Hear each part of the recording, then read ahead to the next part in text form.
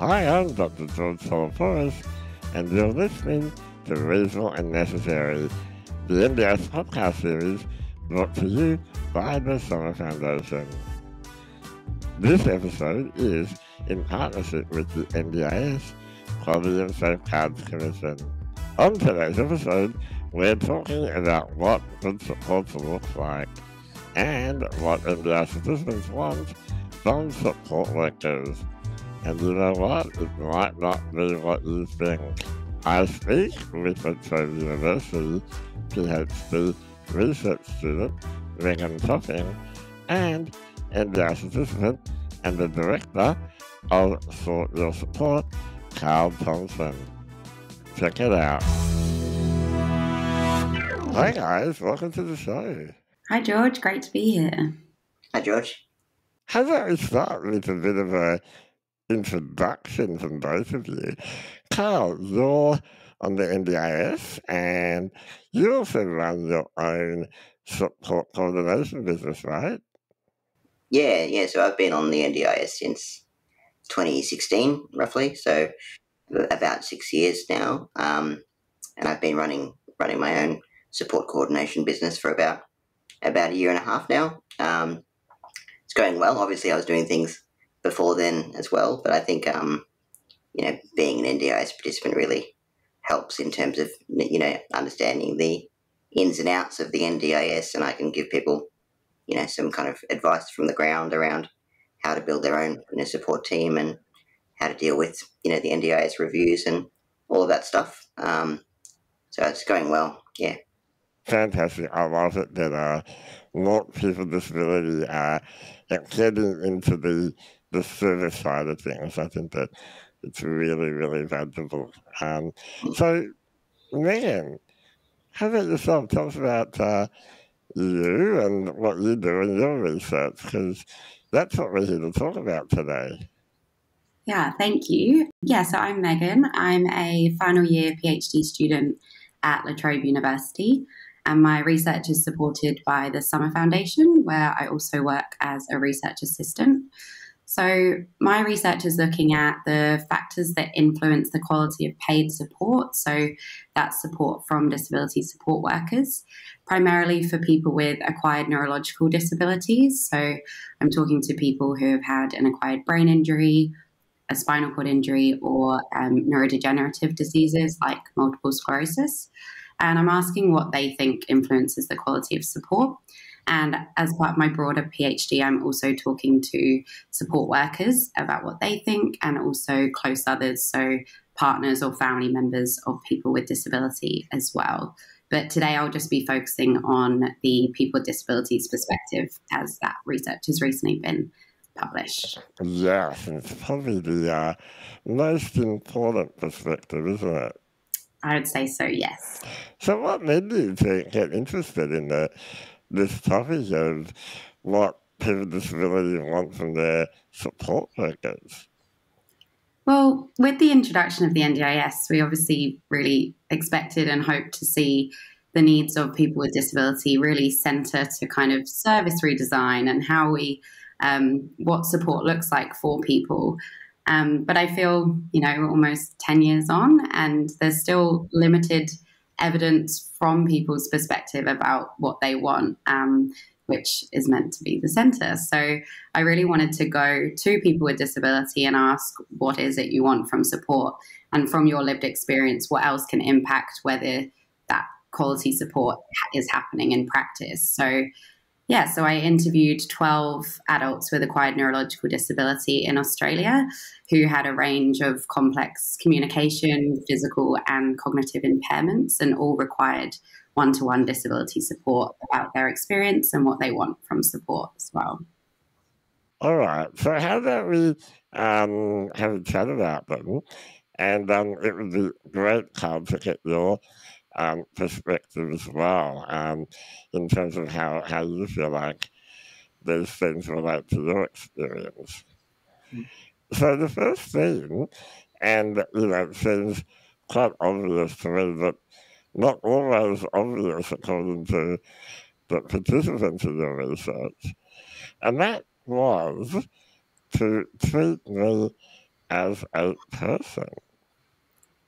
Yeah, so you would think that's quite obvious, and it's quite sad that it's something that people feel they have to point out. But in the words of my participants, people felt they were treated by support workers as just a job or a number, a patient, or at the kind of worst end of the scale, someone said they felt like they were just a body in a bed.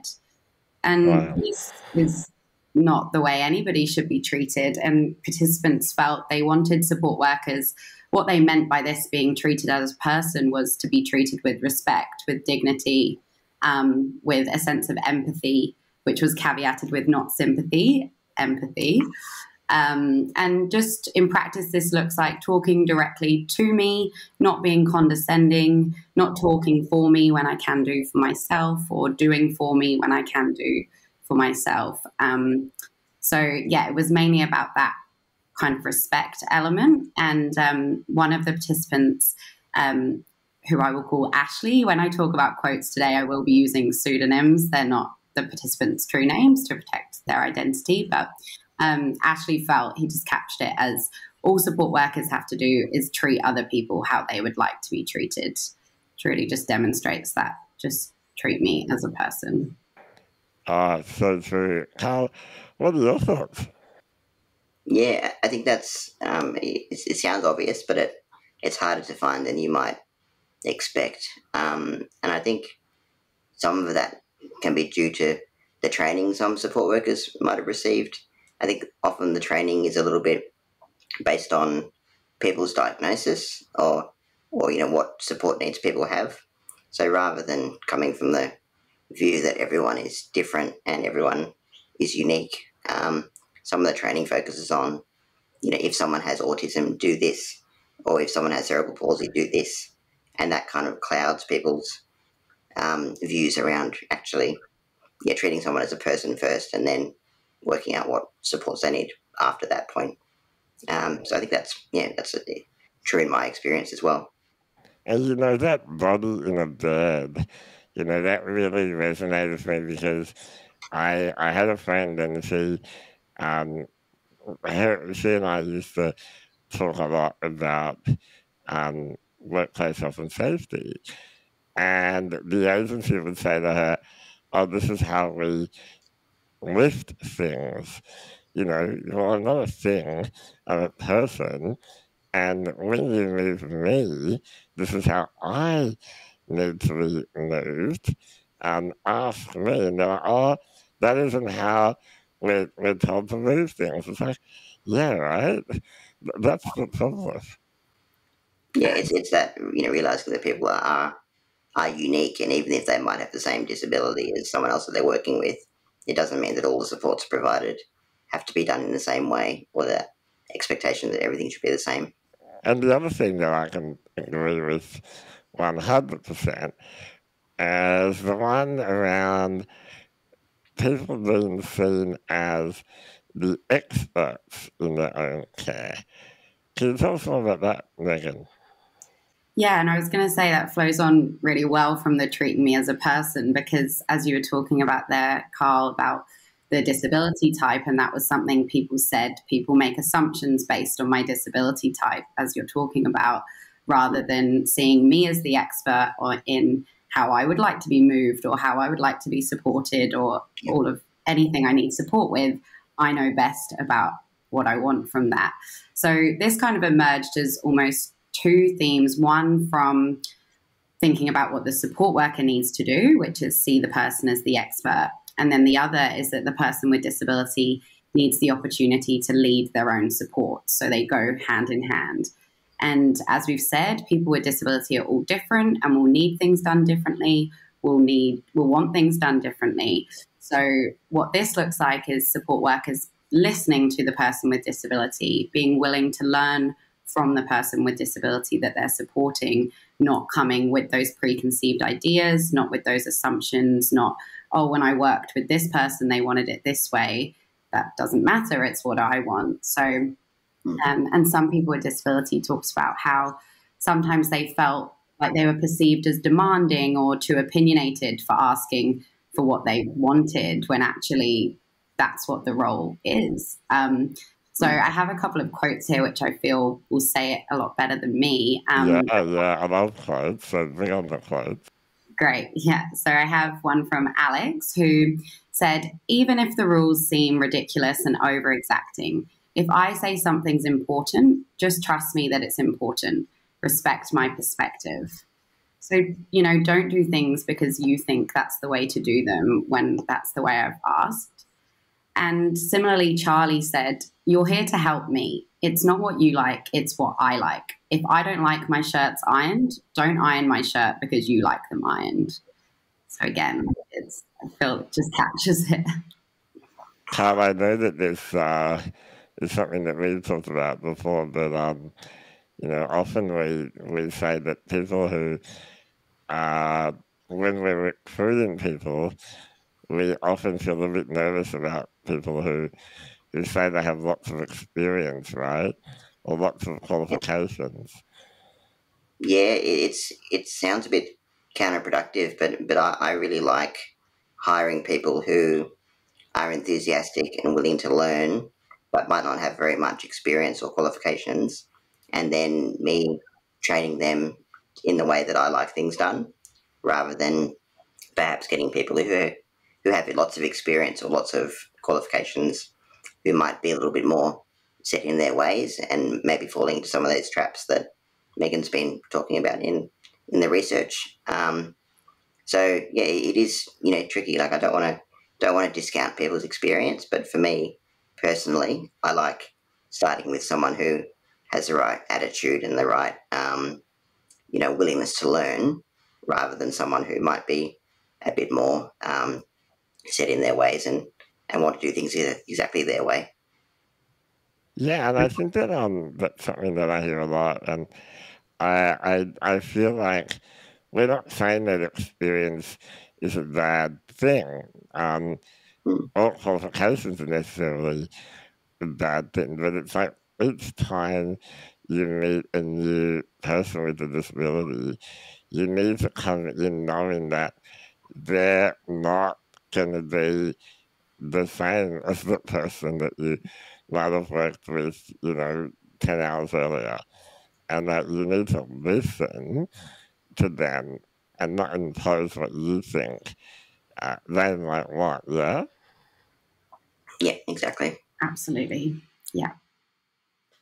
Another key thing was the importance of compatibility, right? And that having shared interests was kind of more important than other things. Yeah, absolutely. Participants really acknowledged the kind of complexity of the support worker person with disability relationship can be, because it's, can often be a lot of time spent together, a lot of time that's very personal, and it's that weird hybrid of the kind of personal and professional coming together in your home.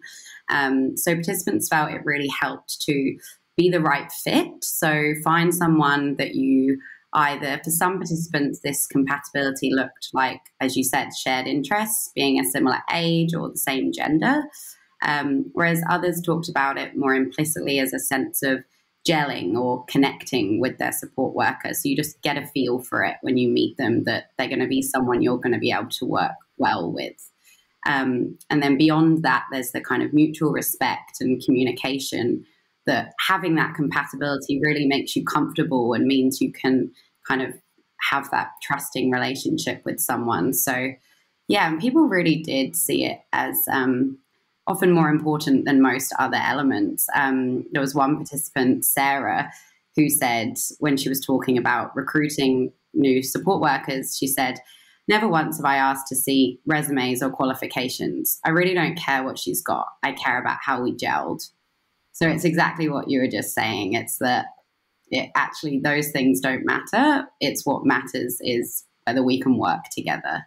It's people working with people. Yeah, Absolutely. Carl? I was going to say, yeah, sometimes because I work with lots of nursing students, and sometimes the nursing students say, "Oh, this is very different from what I do during my nursing placement." And I say, yeah, it is very different because, you're in my home you're not in a hospital. The aim is some of those softer skills, and having a place where I can relax, and the aim isn't always treatment or therapy or things like that. It can also just be a bit of leisure and a bit of chilling out, having a coffee. So it's that thing where some people think that disability support work is the same as nursing or that kind of acute care, whereas in my mind there's some similarities, but there are also lots of differences, and one of them really is around the importance of compatibility rather than just qualifications and skills. That's really interesting, Carl, because I feel the same way, and I do find that people with a nursing background can kind of make you feel like you're sick and, you need treatment. And it's like, actually, this is different. It's support work. It can be a little bit more relaxed and not necessarily as engineered as as say a nurse might work in a hospital. And we want to not make our homes feel like hospitals, do we? Yeah, exactly. Yeah, it's a very different context. Yeah, I think that's an important thing for people to keep in mind. So, Carl, I'm interested in hearing from you in terms of your experiences. Have you had any experiences similar to what we've heard in terms of working with support workers? Yeah, so I suppose before I was a bit more actively involved in the recruitment and training of support workers, I did run into more of the issues that Megan uncovered through the research. So thankfully, that hasn't really happened with me as much anymore because I have a lot more kind of control over it. But I definitely have experienced it in the past, and that was traditionally through some of the more um, conservative or the more traditional disability support worker agencies. My favourite example was when I went to university and I had some support workers come in from agencies. They were always, 50 to 60, and I was, 19 or 20. They always wore these, bright blue polo shirts.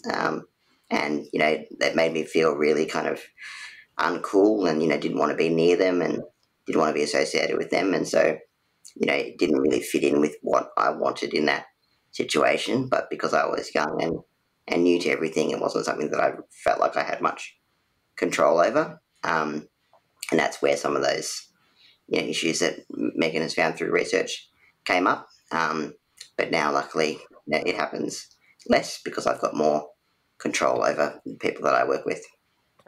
Yeah. I'm so glad you said that, Carl, because I know that you and I, we have a bit of a history where we worked together at the Youth Disability Advocacy Service.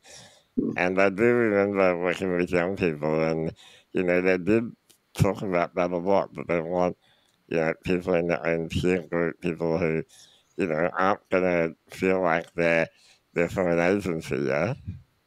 Yeah. And I think, I don't want to digress too much, but it is that balance because even though, I'm very friendly with support workers and some of them, I would say that they're my friends, but there is still that professional relationship. So you don't want to go down the trap of making, of having paid friends. You still want them to do a job and to be professional and all of that, but you also want them to be compatible with your own interests and kind of fit into your life in a good way. So it can be a bit tricky at times. But yeah, I think it is fair to say that you do want someone that can fit in well with your life and your own circumstance, and someone who doesn't stick out like a sore thumb. Yeah.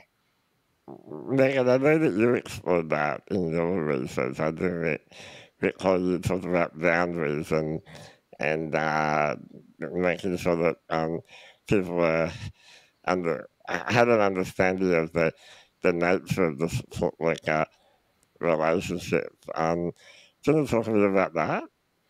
Yeah, I was going to say everything you were just saying, Carl, was really resonating with what the participants in my research said, and it was that it's really hard because, as you said, it's someone in your home and it's someone you want to be compatible with, but it's still someone doing a job. And when those boundaries get blurred, it can then be difficult, especially if you're managing your own support team. It can be difficult because you'll then have this weird dynamic. If you do want, if you have a problem with the way they're working or something, it can make that kind of element more difficult. So it's having that balance, as you say, of the kind of friendliness and it's comfortable for us and I enjoy your company, but also it's led by my boundaries. Like, I don't want you to be involved in XYZ. So I have some participants who really want that closer relationship, and then other participants who are like, no, but when I'm with my friends, I'm with my friends and you're here to support me in whatever I need, but you're not kind of one of the group, which sounds, I don't know if that doesn't sound, but that's how it is. And it's that kind of, again, it's led by the person with disability and what their preferences are. But it can be quite a challenge to get that balance right in such a kind of personal space, like when it's in your home. Look, I think that what you pointed out is that it's complicated. And, this is where communication is really important. And they'll say, hey, these are some of the things that I feel like aren't working, or these are things that are working. What can we do to address some of those things? And, you don't really have those conversations easily. They can take a bit of practice. Yeah. What do you think, Carl? Yeah, it is something that can take practice, and I think this is where it is tricky because there is a shortage of support workers at the moment in Australia, and so it means that courses are quite short. They're quite easy to get into, and all of that, and that's great in terms of increasing the amount of people working in the sector. But it also kind of reduces the utility of some of the training courses when it is actually a bit more complicated than some of the training makes it seem. And so there is that real tension between increasing the workforce supply, but also making sure that those working in the workforce, are either suited to it in the first place, want to be there, want to be working in there, or appropriate for the individual person that they're working with. So it can be really, really tricky, and it's something that, we could talk about for hours, I'm sure. Yeah, I also think that, Colin, it is tricky. So, we need to also build the capacity of participants to, have the knowledge and skills and the confidence to Yeah, have those difficult chats. yeah, and if I can just add to that, George, one thing that I do through my work as a support coordinator is helping upskill participants around what their rights are, and often they would say to me, "Oh, my support worker does this," or they say that they can't do that, or they say that they're not allowed to do this or that, and I say that's not true. If you have a preference for something, you're able to articulate that, and so one thing that I do is kind of help build their capacity to actually say what they need in that support. Because lots of people, I think, are a lot more shy or less confident than maybe you or I, George, or some of the people, maybe Megan, that you were studying, working with in your research. So, it is something that we need to build the capacity of people seeking support as well as the support workers themselves. Yeah, and it's not something that you will develop overnight. It does take practice, and it's great that you're providing that support card for your service. Yeah.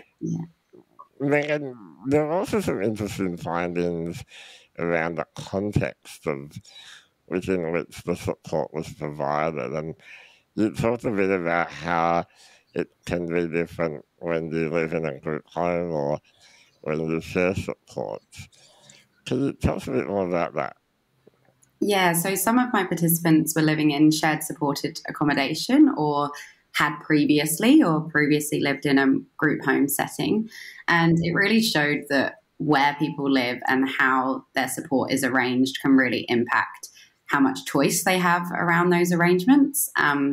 So, for example, people living in shared supported accommodation felt they had less choice around who supported them. They had to kind of take who was there, and that was that. They also felt kind of less empowered to say if there was a problem with a support worker that they were working with, because there was that fear, almost the kind of culture of the environment where they were like, oh, I don't want to be the difficult resident, or I don't want to be talked about in the staff room, and those kind of things. So they then didn't complain if there was a problem, meaning that you're putting up with substandard support, which that's not choice around what you're, around your supports.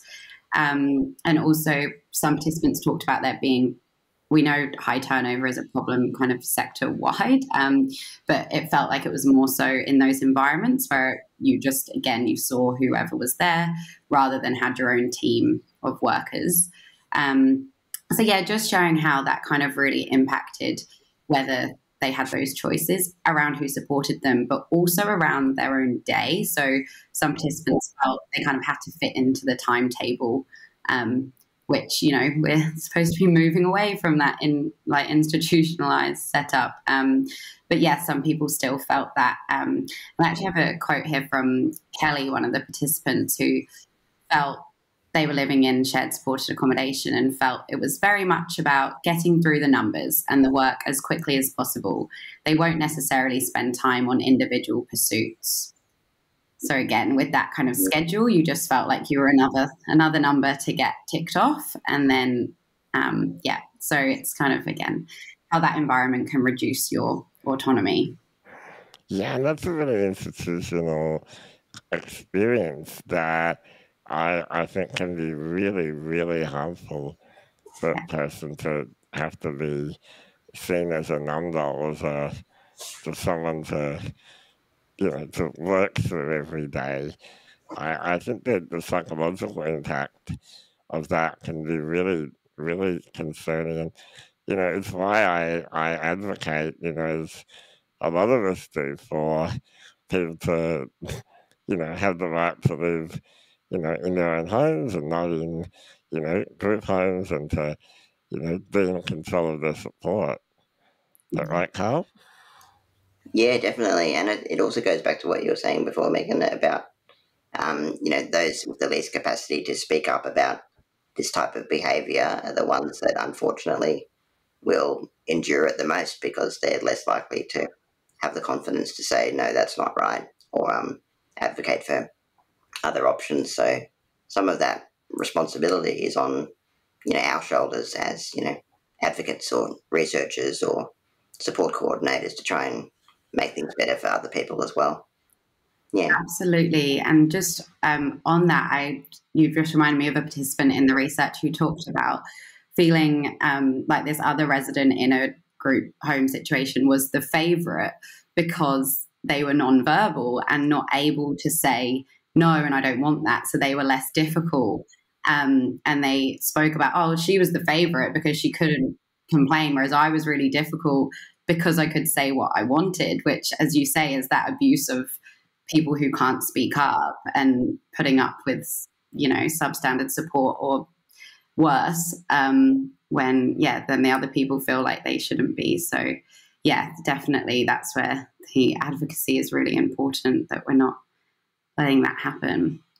Yeah, and I think it's really important that people know that they can complain, that there are, that they have rights under the NDIS Code of Conduct, and that all support workers, whether they're registered or unregistered, have to comply with that code of conduct. Yeah, absolutely. Yeah. And support workers need to be aware, making participants aware that that's possible as well if people aren't, or people need to be, supported to make complaints if that's necessary.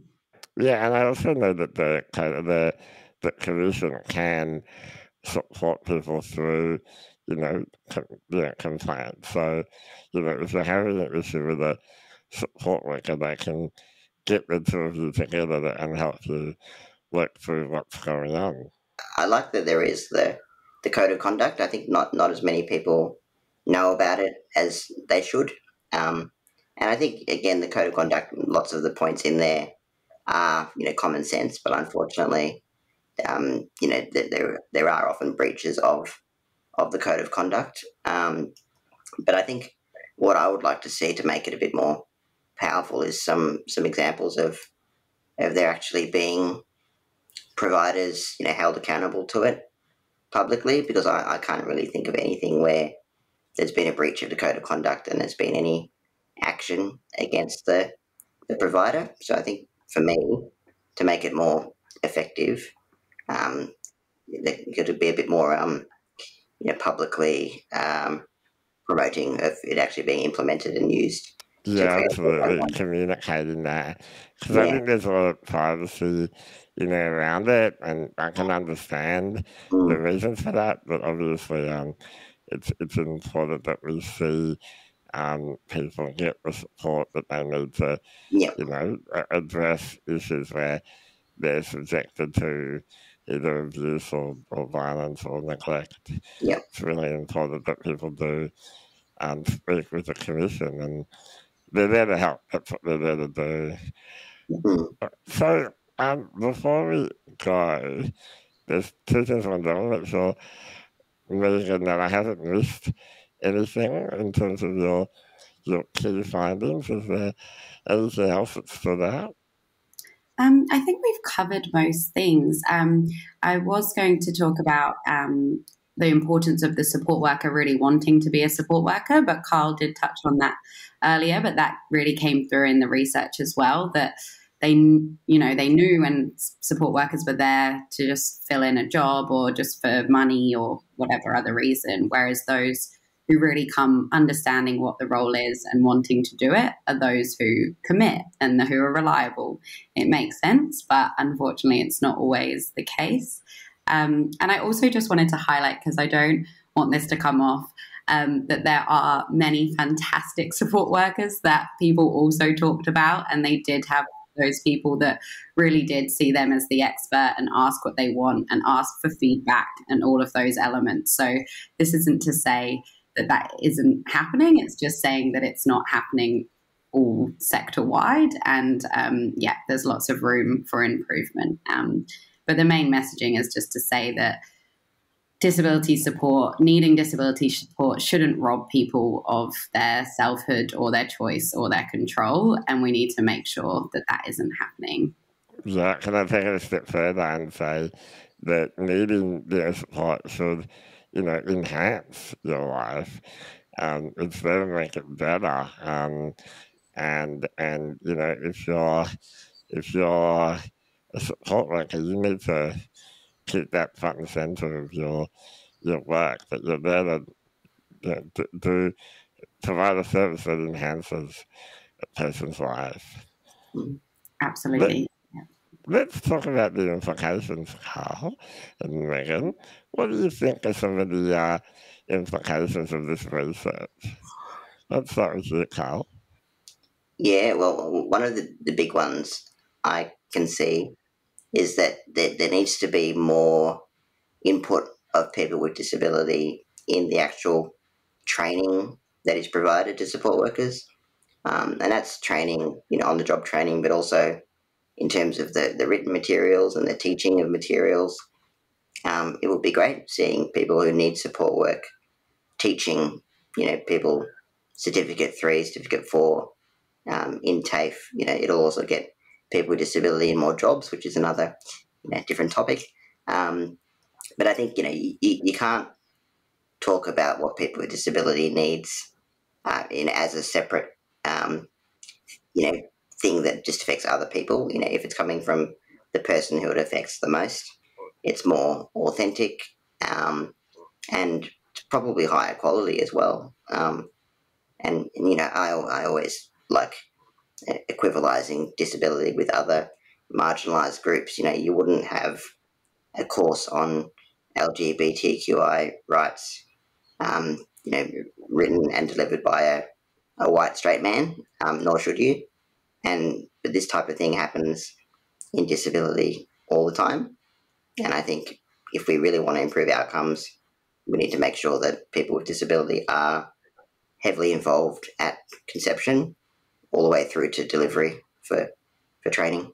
Oh, absolutely. I also think that we need to do more to value and support on the job training. I actually think that NDIS packages should have more funding for shadow shifts and for that learning that you need to be doing face to face with the person in the context of their life. Yeah.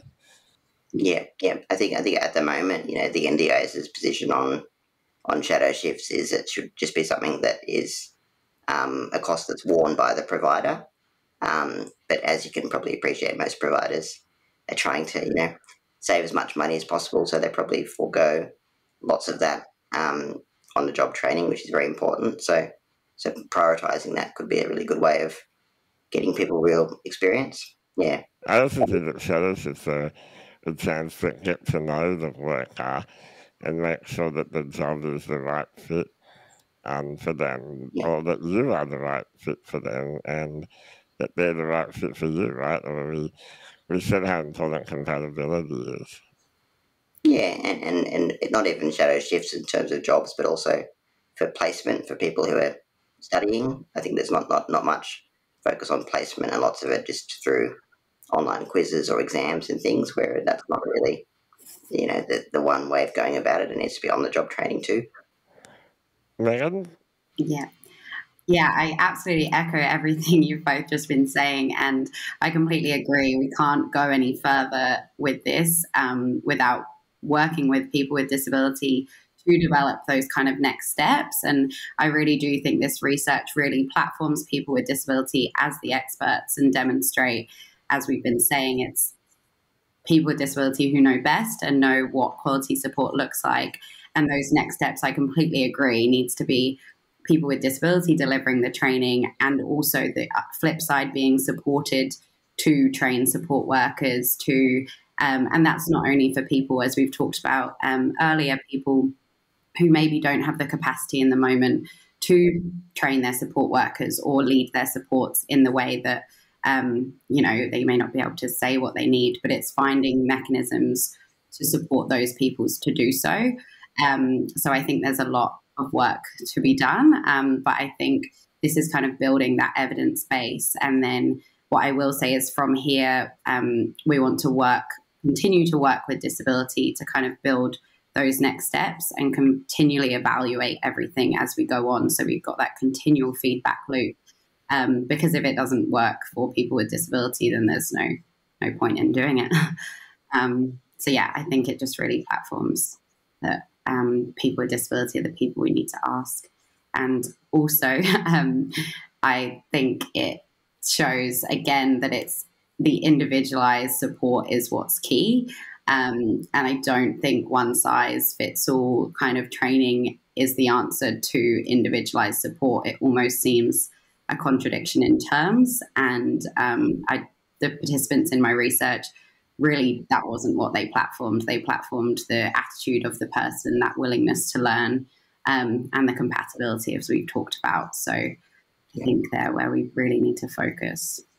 Yeah, absolutely. I think that, one size fits all qualifications send a wrong message, and we need to make sure that people can, have a range of training options available to them, and also hire people who might not have qualifications, because it sounds like from our experiences and from the participants that you spoke to that certificates are not really the key when it comes to quality. No.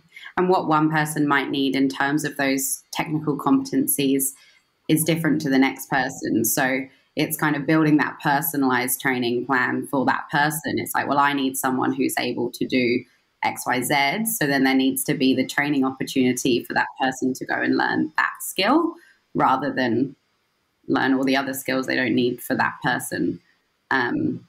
So yeah, it's just, again, that individualized approach. So what's next for the research? So as I mentioned at the start, this is part of my PhD research, and I'm also exploring the perspective of support workers on this same question, and also close others of people with disability.